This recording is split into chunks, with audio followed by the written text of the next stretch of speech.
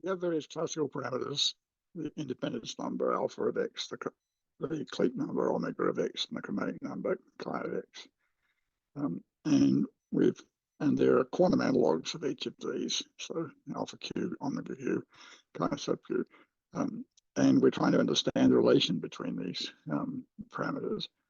And it turns out in this context, it's useful to consider homomorphisms of graphs into things we haven't thought about before. In the simplest case would be the orthogonality graph on the unit sphere. So the vertices of graph of the unit vectors in C to the d sum d, and adjacency if they're orthogonal. And so I want to talk about a result which has this flavor, although it's not directly related to the quantum work. Well, actually, we'll see. So the theorem is called Gleason's theorem. Now, the physicists say that this has got the proof of this, which I'm not going to give you anyway, is notoriously difficult. I think what this means is the physicists haven't worked through any non-trivial proofs in finite geometry before. Gleason worked a number of things, but he also did important work in finite geometry. And in a certain sense, his large part of his proof is using similar arguments, but I won't be going into the proofs. I'm talking more about the consequences. So for the purpose of what we're trying now, Gleason's theorem is applying to a range of Hilbert spaces. But for what we're doing, R3 is all we need, okay? We can't use R2 because it fails in R2. So we recall that if you've got a Hilbert space, a state's given by projection XX starred with norm of x equal to 1. That's a funny one. And the measurement is given by the standard basis, in this case, E1, E2, E3. Okay, now the outcome of measurement is an integer I, 1 of 1, 2, and 3. And the probability that you observe I is given by this, the inner product of XX starred, the back projection with the EI starred. So just to remind ourselves, this is the state, and this is an element of the measurement, or a component of the measurement. Now, the point is that each state defines a function. Given a state, you've now got a function defined on, well, unit vectors in the sphere, because you can take any orthogonal basis, okay, and so you get, we'll call it E1, E2, E3, and you do this. So the state, the point is that once the state gives you a function on the unit sphere, and so we have a function f, and this function's got the following properties. It's non-negative, and if x, y, and z is an orthogonal basis, then fx plus fy plus fz is equal to 1. Now, the function which takes the component y of measurement to x star comma y star has these properties. And the question, which was of considerable interest to people thinking about the foundations of quantum mechanics, was, are there alternatives? Could there be some other version, some other way of getting an evaluation? Okay, so we want a function satisfying these conditions, and the only functions they were using were given by this form, and the question is, are there alternatives? And so, well, following Gleason, we call f as defined above a frame function, and the question is, do all frame functions arise from inner products as described?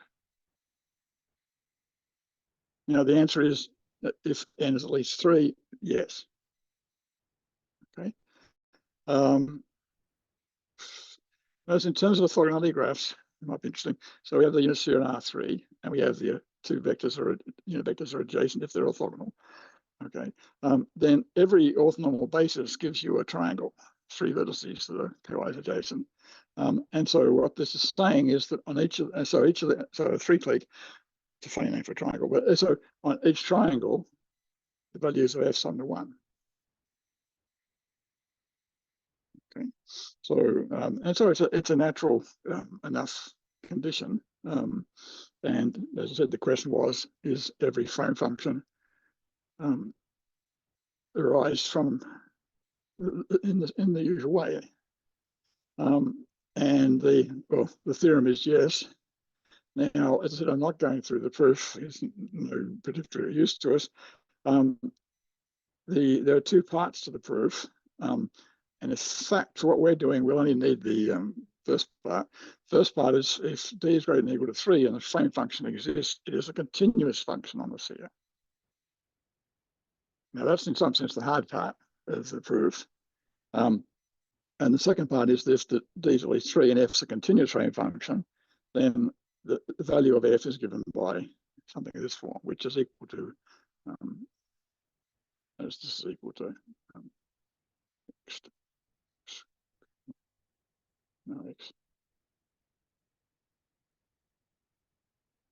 So, so there are two parts to it. The first step, and I said that's the part that the trickier part. Not this is, I'm not saying either part's trivial, but the tricky part is the first one. And so the theorem, in our point of view, Gleason's theorem tells us that if you have a frame function on the unit sphere, d at least 3, then it's a continuous function. Okay, so the consequence of this is how I first learned about this stuff was the question was, what's the chromatic number of the orthogonality graphs in R3? Now, this was asked at a conference. I didn't attend it, but someone else did. Joseph Sachs did and came back, and so we had this question: what is the chromatic number of the orthogonality graph of the 3 sphere? Seems a perfectly reasonable question. Okay, and well, Joseph and I didn't know any better, so we came up with our own proof. I'll say a little bit more about that later on, but the answer was already known because it's the consequence of Gleason's theorem. Okay, so assume you're given a 3 coloring of the unit orthogonality graph of the unit sphere. Where am I?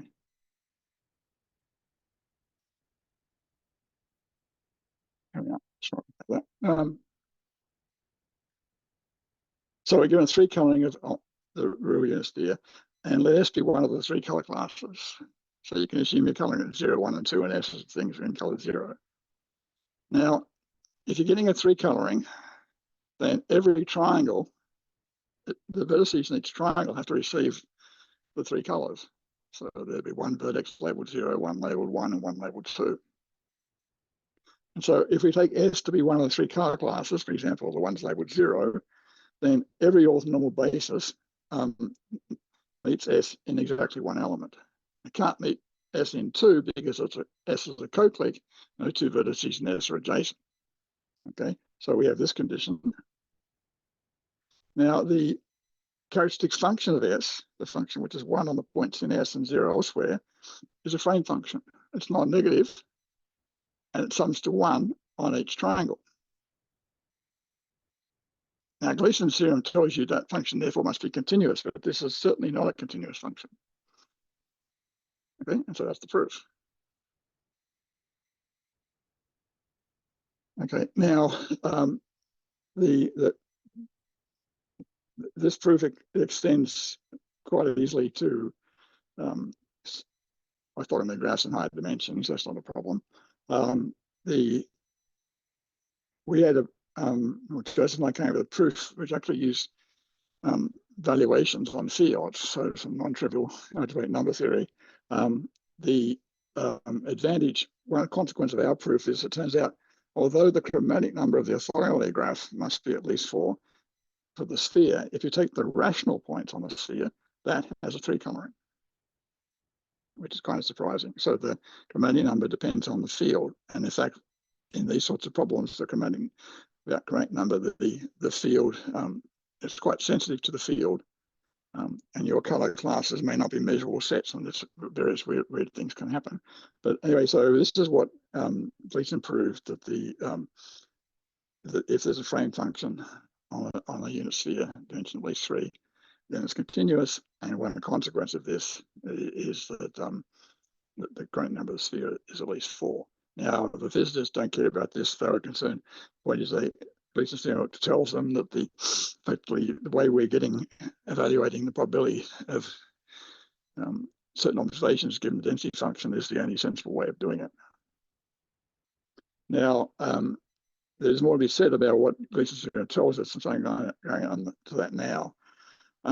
So we have Well, there's a theorem which is actually, well, as we'll see, quite closely related to the Gleason theorem, called the Cochrane-Specker theorem, which is again is important in interpretations of quantum mechanics, and I won't be going to that side of it. From our point, well, I was just saying Cochrane is German for Boyle and Speck is German for ham, so it's the Boyle-Ham. So we have it's just defined to be a union of orthonormal basis from the orthogonality graph in d dimensions. Okay, so the point about this is we're thinking of it as a subgraph of the orthogonality graph, and the vertex of that subgraph is a union of orthonormal bases. Now, if that subgraph induced by Cochrane-Specker set in omega d is decouplable, then that Cochrane-Specker set contains a co-clique that meets each basis in exactly one vertex. Same arguments before. Okay, and so it follows if X is such a subgraph, if X is a Cochrane-Specker, or the vertex of X is a Cochrane-Specker set, and no such co-clique exists, then we have an inequality between the orthogonal rank. This is the minimum dimension that you can embed your graph into the orthogonality graph, and it's less than or equal to the rank 1 chromatic number. Now, notice or recall that we have a rank 2 chromatic number. We have a sequence of them, and they're each smaller than the one before. The quantum chromatic number is incomparable with the orthogonal rank. So there are examples where one is bigger than the other, and examples where the other is bigger than one. So, but for the rank 1 chromatic number, we have that inequality. Now, that's interesting. The other point about this is, well, could there be a Cochrane?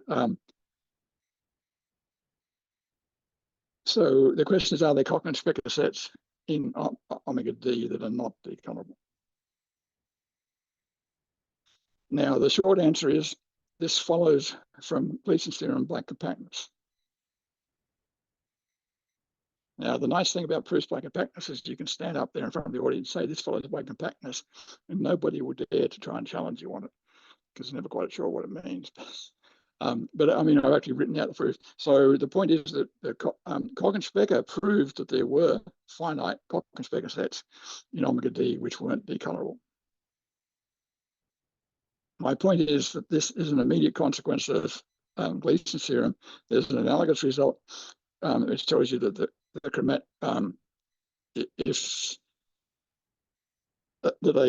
an infinite graph is k-colorable, k-finite, if each finite subgraph is k-colorable. This is the de Bruijn theorem. And so, again, that is proved using compactness. Okay, so if you have an infinite graph, it has a k-coloring if only if you can k-color each finite subgraph. And so if you can't k-color it, there's a subgraph, finite subgraph, which is chromatic number at least k plus 1. Now, of course, these existence results are kind of annoying because you'd like to have an example. And the physicists have a game, which is more or less the intellectual equivalent of complicated crosswords and trying to find the smallest possible Cochrane-Specker set. Or more precisely, the smallest possible Cochrane-Specker set is not decouplable. And for grant application purposes, they can give reasons for this. It's not altogether clear to me that it makes much difference. There's going to be a number of minimal Cochrane-Specker sets which aren't decouplable. It's not clear which one would give you more information than another. And in any case, Gleason's theorem implies Cochrane-Specker theorem. The textbooks on quantum computing will often have a bit of discussion about the implications of Cochrane-Specker theorem. But physicists don't always need to realize that it's just following by compactness from the Gleason theorem. Of course, the physicists won't like arguments by compactness because they're not constructive.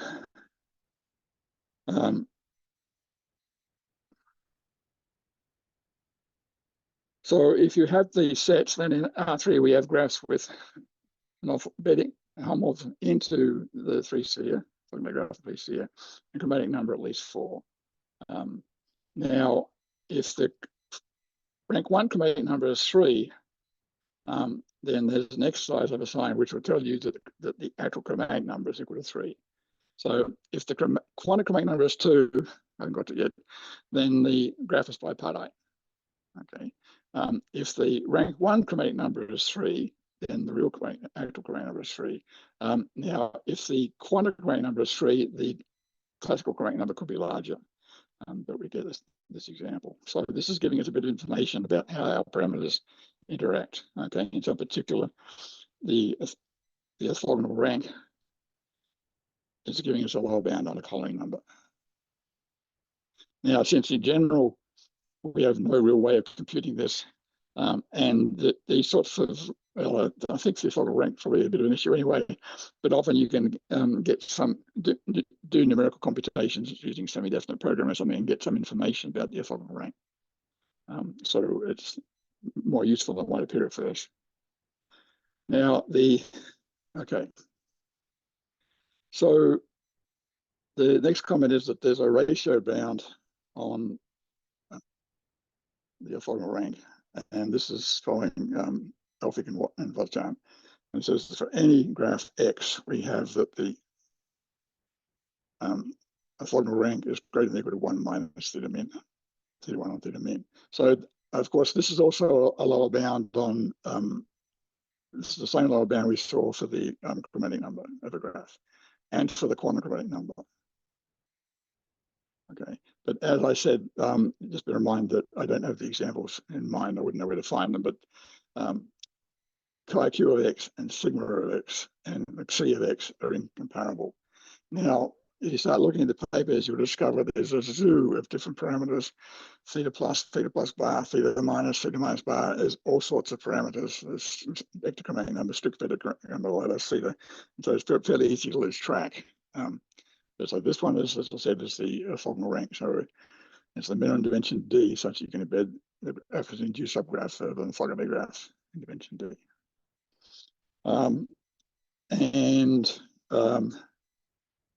This paper, I had trouble dealing with it.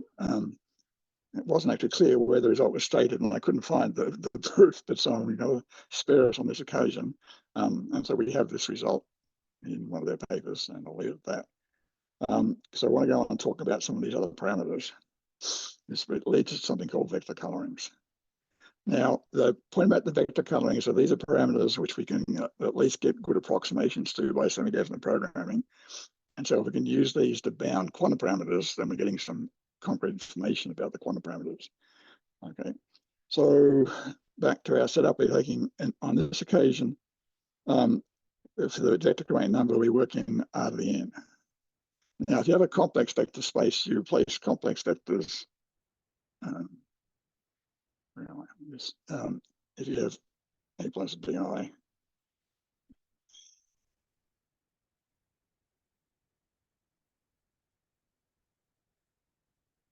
if you have a complex vector or matrix, and you go through, whenever you see a complex number A plus BI, you replace it by this 2x2 matrix.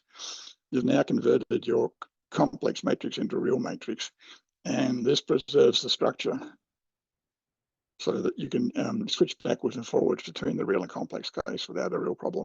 I'm just going to ignore the question, but I'm just pointing out that it's not a huge deal. Whether you're real or complex. So, but when we're talking about vector chromatic number, we're dealing with real parameters. Okay. When I was talking about orthogonal rank before, I was taking embeddings into the complex indice. Okay. So I'm going to define two graphs. The first of these, I'm going to choose D, and I'm going to say vectors x, y adjacent if the inner product of x and y is less than alpha. Now in practice, alpha is going to be between -1 and 0. Okay, so I've defined a graph, and this is a reasonable definition. I've told you what the vertices are. I've told you what the adjacency are. We can't argue off to find a graph. The vector chromatic number, which I'm calling chi sub v of x, is given by this S. So you're trying to choose alpha, in a sense, as negative as possible. Well, okay, let's just say it says in the mathematics there. So we look at embeddings of x into omega d alpha, and we're trying to choose alpha so that this is as small as possible. So if alpha is equal to -1, this is 2. Now, if you have an embedding into the omega d alpha and alpha is -1, then if you put your first vertex on the north pole, all the other vertices go on the south pole. And the only way this can extend to a homomorphism is if your graph's bipartite. So if alpha is -1, then the graph is bipartite. That's what I just said. Okay, so we're dealing with reals, and alpha, as I said, is going to be between, well we're not too concerned about the what, less than or equal to -1, and we'll generally assume it's not 0, because otherwise we have some trouble passing this formula. Okay, so now there's a related parameter, and what happens is we replace less than or equals by equals. So you might think this is more natural. So you're picking your alpha and you're saying two things are adjacent if the inner product between them is alpha. And again, alpha is going to be between 0 and -1. And we define the strict vector chromatic number.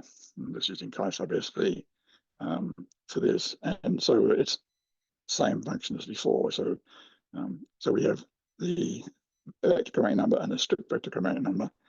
And if you think about it for a second, you'll see this is clearly true that the vector chromatic number is less than or equal to strict vector chromatic number. And we also note that it turns out that the so-called Lovász theta number, if you've heard of it, the Lovász theta number of the complement is equal to this guy. So there's a huge literature on this Lovász theta number. It's got lots of interesting properties, but from our point of view, it's just the strict vector chromatic number.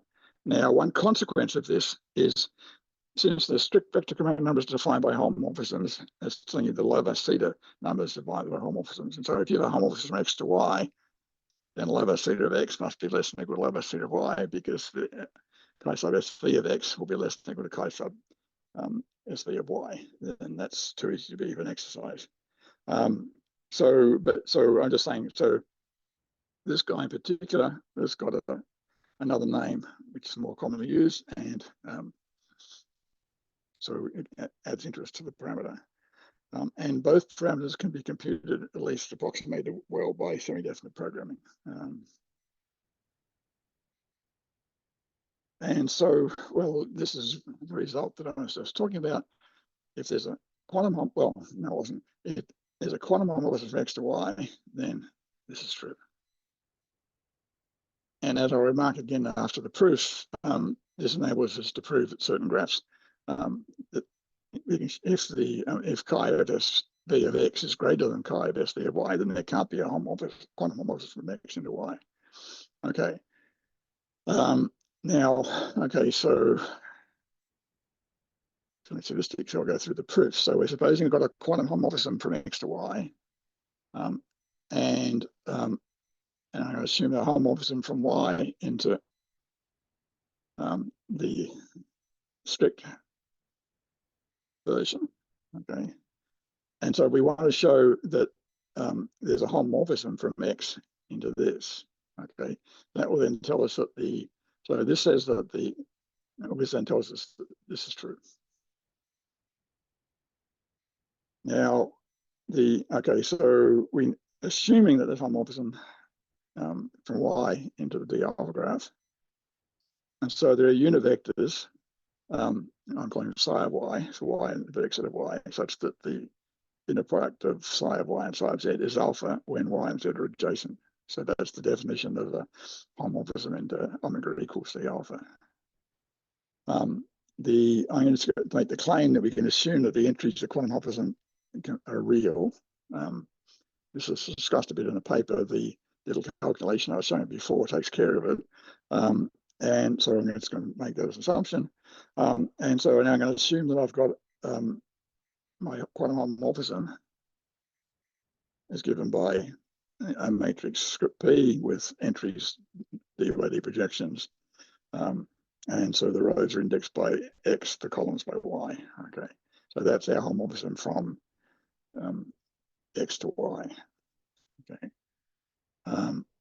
Now, this is where we need the imagination. So if X is a vertex of X, we're going to define a vector phi of X to be this guy. So that's scaling things to make it a unit vector. And so it's psi of Y.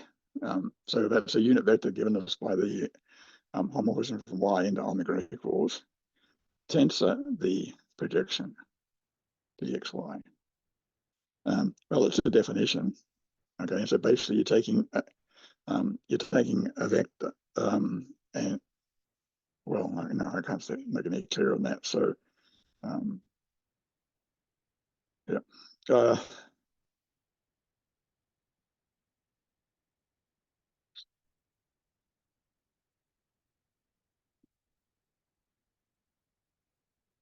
Yeah, now the we want to take in a product, and the issue is, I want to take in a product of things which are pairs like this, and the result from future tensors is basically just do you take the inner product term-wise and then multiply them together. Okay, so I'm not sure why I'm using it. For some reason, that's a funny choice, but so I'm assuming now I've got. So I'm making the assumption that when I take an inner product of U tensor P with V tensor F, then I get U transpose V times P to comma F. And so these are our normal inner products. And so you can do the inner products term by term. Now, I note in the original papers, they tend to fuss about this. And so they first replace P of XY by a vector and then do the inner product on that. But you don't need to. You can do the inner product on here. Okay, so maybe it's worth writing down in a second. So, you're saying, assuming things are lined up so things work, is equal to.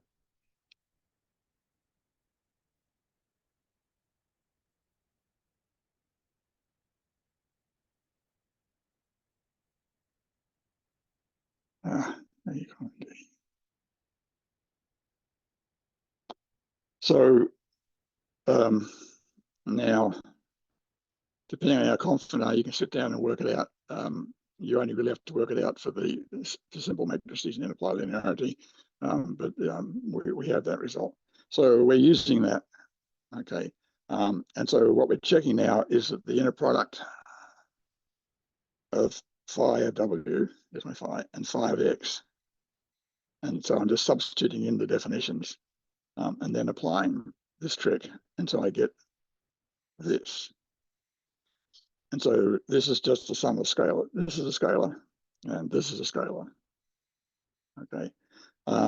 Now, you will have forgotten this, and I wouldn't remember it either. But this inner product is 0 when y is equal to z. Okay. And so the term simplifies, and so you end up with getting this equal to 1 on d times trace d, which is 1. So phi is a unit vector. Now, did I decide why?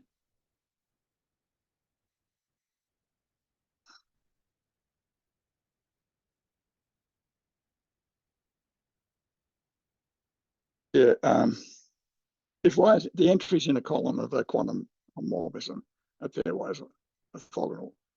Well, actually, that's not quite true. Is that true? So this is a homomorphism from X to Y.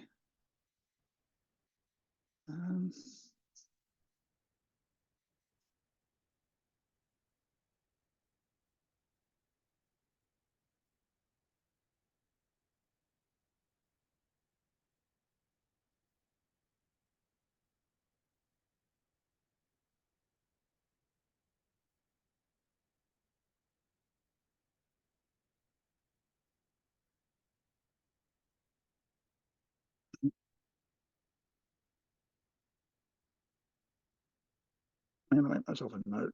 Put that in the notes. It's not clear. And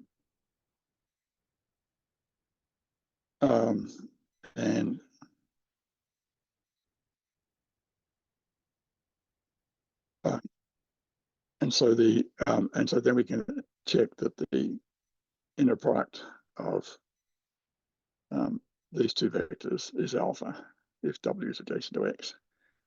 So that gives us the embedding. Yeah, I'm sorry about that. I'll check that again. And as I remarked before, in practice, we can compute the strict vector current number of a graph via semi-definite programming. I'll get a good approximation And so then you can use this theorem to prove that there's no quantum homomorphism for x to y. And since we don't have many ways of doing such things, this is important. Okay. The other thing, of course, and I'm excuse me running backwards. No, okay, I'll leave it at that. I mean, there's a fair bit of information about expressions for the lowest theta number when the graph is vertex transitive and things like this. And so there's information about, so for nice graphs, you can say stronger things about the actual vector chromatic number. Maybe I should put some of those in the notes. In general, you just use the you do it numerically. If the graph is, as I said, if the graph is vertex transitive or arc transitive, then you can produce simpler formulas, and I might add those. So I've been talking about the quantum chromatic number, and I want to talk about clique numbers and the independence or co-clique numbers of a graph. Now, the quantum clique number is just the maximum value of n, such that the homomorphism kn into x. Okay. Now, if the graph has an there should be a Q there.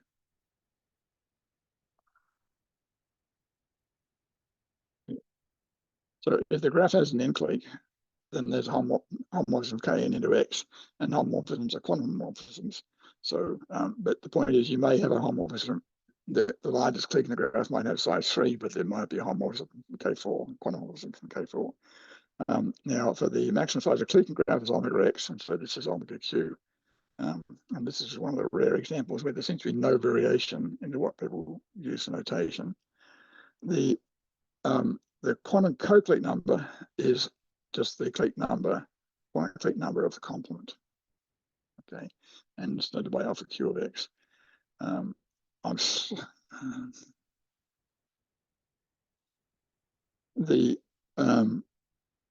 slightly uneasy about going to complements in this situation because I remarked before that the theory you get for the parameters involving co-cliques is not just the complement of the theory you get for the cliques, because sometimes for the clique results you need stronger hypotheses.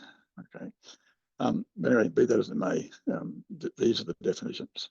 Okay. And as I said, we'll give another definition later, which it'll take some thought to see it's equivalent to this, but we'll leave it at that.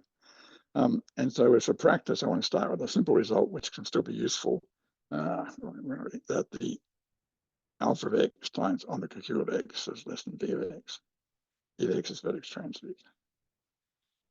Now, this result is known for the ordinary clique number, but this is a strengthening because the quantum clique number can be larger. Okay. And of course, well, you can also say that omega of x times alpha q of x is less than equivalent vertices. Okay, so we're just going to go through that. So I'm going to assume, to save some writing, that m is equal to omega sub q of x. So in other words, that means that I'm reading out my q's today, aren't I?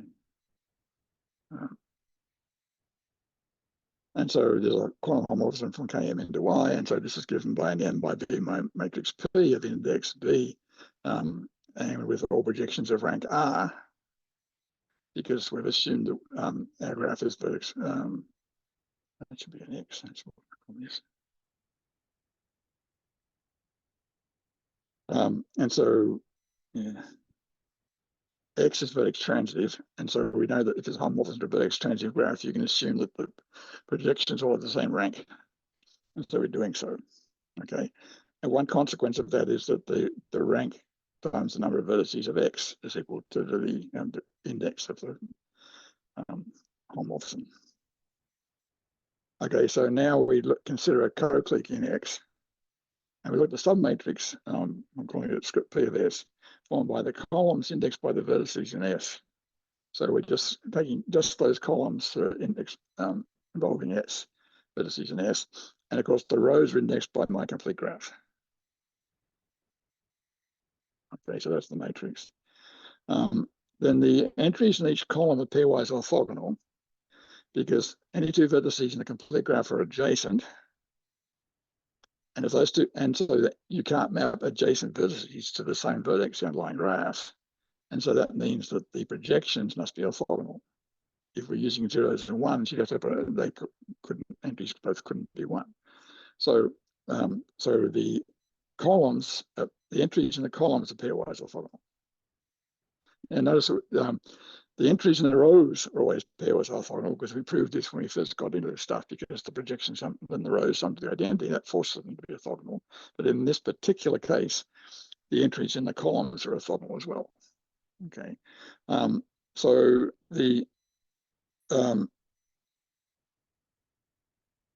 it follows, since S itself is a co-clique, that means two projections in different columns of this submatrix are orthogonal. So we've got this collection of M times the size of S projections, any two of which are orthogonal. And they're D by D projections. So there's some, well, we have, so the rank of the sum, don't do that. The rank of the sum is the number of M times alpha X, the number of projections times their rank. And that must be less than D, because these are D by D matrices. Okay, and D, if you go back and think about it, is equal to R times number of vertices, and so that gives us the bound.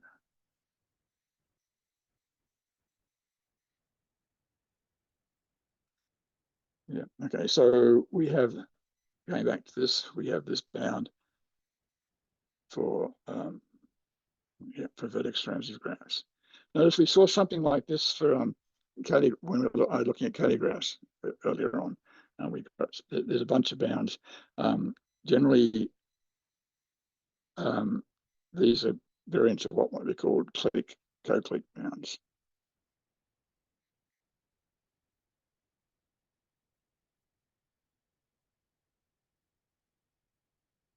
I think this may be true with an alpha Q in place of an alpha, but let's not worry about that. These are often worked out, you arrive by working with association screens, which we're not touching in some big sense. Okay, so we have that. Now the next thing is that I want to offer a second definition of quantum co-clique, which is a bit easier to visualize. This is just me doodling on the right here, so ignore that. A quantum co-clique of size S in a graph X is given by a vertex set of X times S matrix. If you start thinking about this, you'll realize this is the transpose of what you expected, but it is what it is. So you've got a matrix, rows indexed by vertices, columns indexed by, well, yes, things in your quantum co-clique, whatever that is. And we call that matrix, no originality, we call it holographic P, and the projections in it are Pij. And the conditions are that for each vertex in U, the sum over the column is the identity. That's why I'm saying this is the transpose of what you expect.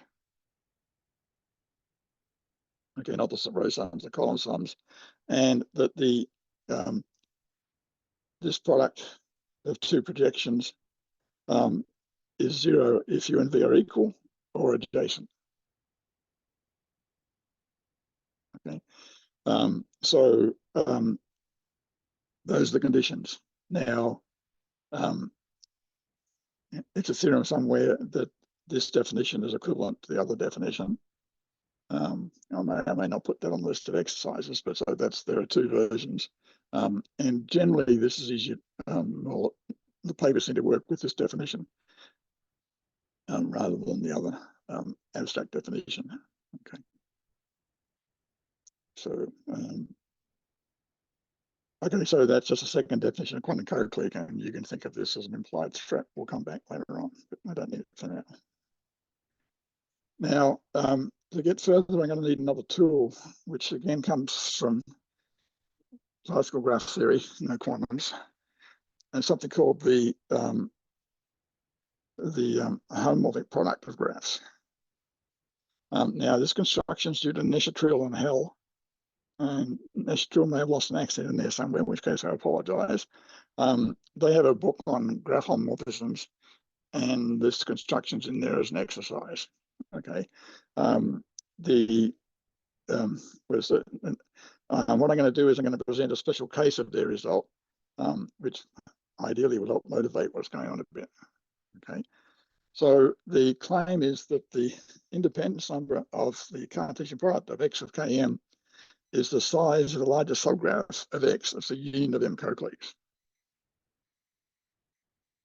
So you might say your largest m part A subgraph. So alpha of x Cartesian K2 would be the largest subgraph of x. It's the union of two co-cliques. Now, okay, so here's a scrubbly picture. So I'm drawing x in black, and so I've got copies of x, one for each vertex of km. And now the vertical layers are just copies of x. The horizontal layers in blue there are just complete graphs, copies of km. So that's the Cartesian product.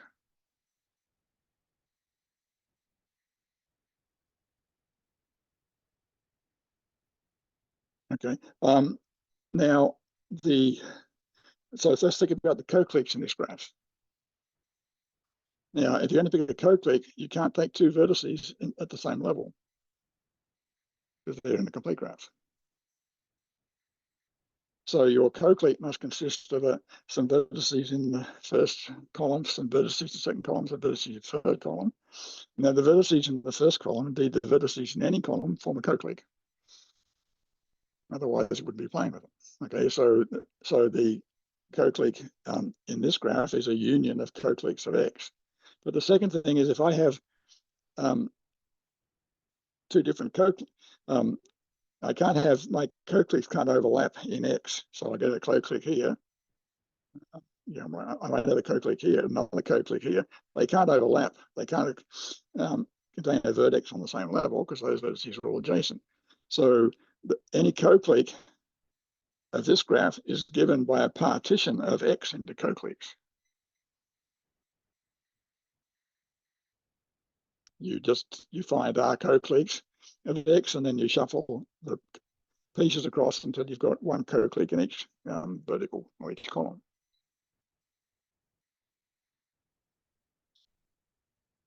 Okay, so so that's the proof. The corollary, which is kind of interesting, is that the cromate number of x is m, if and only if the co-clique number of x Cartesian km is a number of vertices. So this tells you that this is giving you a proof that the chi of x and alpha x are both NP complete. So you can reduce cromate number to co-clique number. So if you wanted to do a cromate number graph, you can reduce it to getting the co-clique number of another graph. Okay, which is interesting. Okay, now, and of course, in such not surprising because both problems are NP complete, and so they're equivalent in whatever sense we want the appropriate sense to use. Equivalent anyway. The other comment is, although they're for purposes as a computer scientist, these two problems are equivalent. In practice, it's significantly easier to compute alphas than it is to compute chi's. That's just what it is. So we have this connection. So this is an interesting, it's a useful result. And I actually used it in practice once to get some information and answer a question I was asked. But we need something a bit more general. And in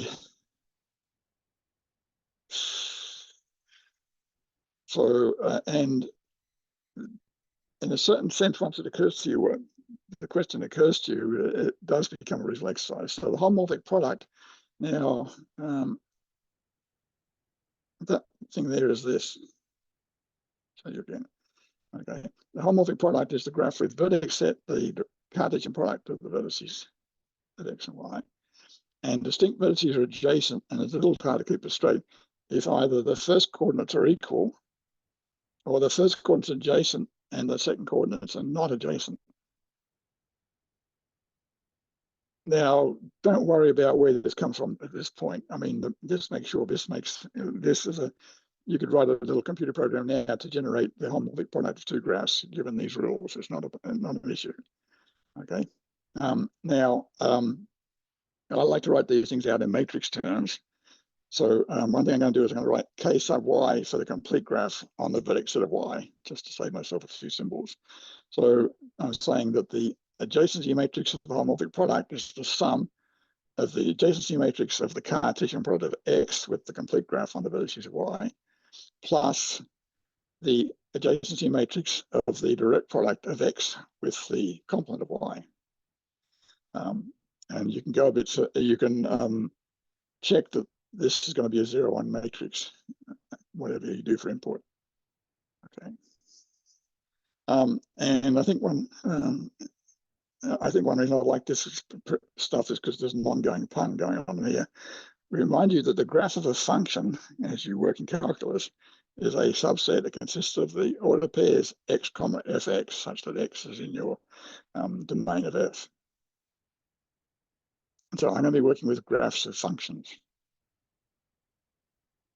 And my graphs of functions are going to be co-clicks in a graph.